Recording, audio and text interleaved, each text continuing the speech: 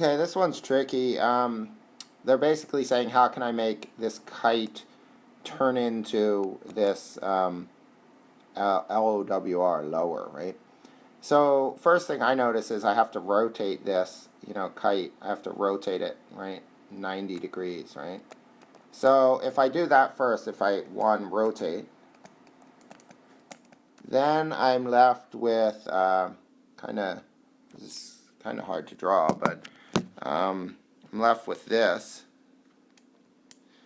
And again, my drawing is not too great, right?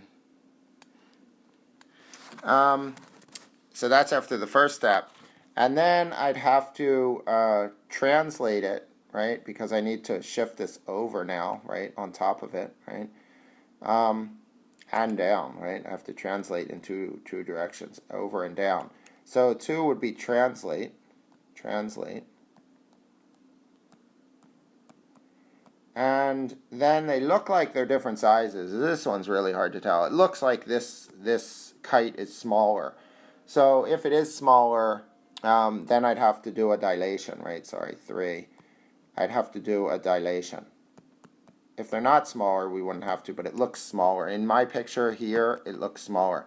So again, first we rotate it, we turn it on its side, and that would yield something like this, right?